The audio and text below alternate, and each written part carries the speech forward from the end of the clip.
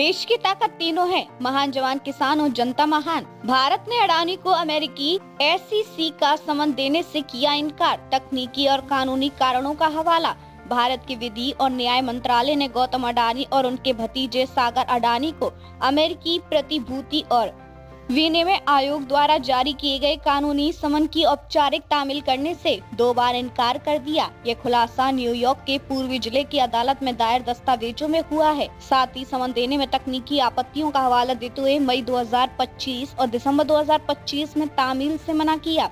SEC को email के माध्यम से नोटिस भेजने की अनुमति के लिए अमेरिकी संघीय अदालत से हस्तक्षेप मांगना पड़ा। नवंबर 2024 में SEC ने आरोप लगाया कि अडानी परिवार ने अडानी ग्रीन एनर्जी लिमिटेड के 2021 में जारी ऋण प्रस्ताव को लेकर जानबूझकर या लापरवाही से भ्रामक और झूठे बयान जारी किए।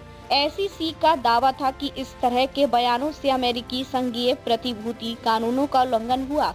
इसके बाद अमेरिकी न्याय विभाग ने अडानी समूह के अध्यक्ष गौतम अडानी और 6 संबंधित संस्थाओं पर रिश्वतखोरी और भ्रष्टाचार के आरोप लगाए।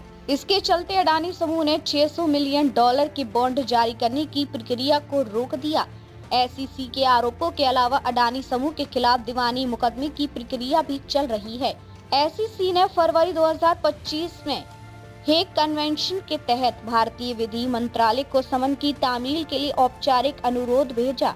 हेग कन्वेंशन अंतर्राष्ट्रीय कानून के तहत विदेशी न्यायालयों को नागरिक और वाणिज्यिक मामलों में दस्तावेज भेजने की प्रक्रिया को नियंत्रित करता है। हालांकि मंत्रालय ने कवर लेटर पर हस्ताक्षर और मोहर न होने और दस्तावेज की प्रामाणिकता को सत्यापित न कर पाने का हवाला देते हुए समन की तामील से मना कर दिया।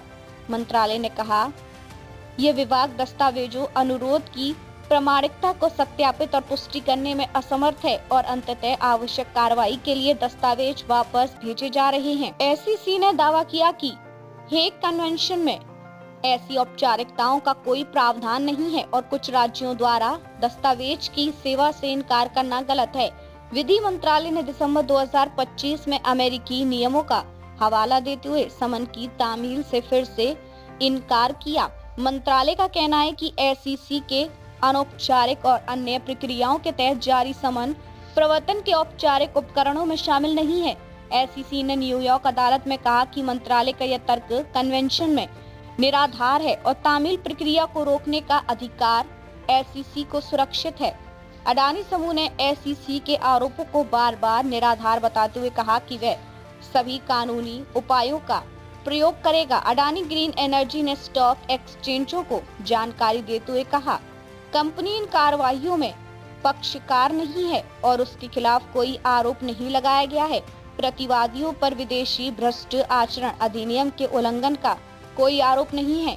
SEC की कार्रवाई दीवानी प्रकृति की है। खबर के बाद अडानी समूह की कंपनियों के शेयरों में 3.3% से 14.6% तक की गिरावट दर्ज की गई है, जिससे कुल मिलाकर लगभग 1 लाख करोड़ रुपए का नुकसान हुआ।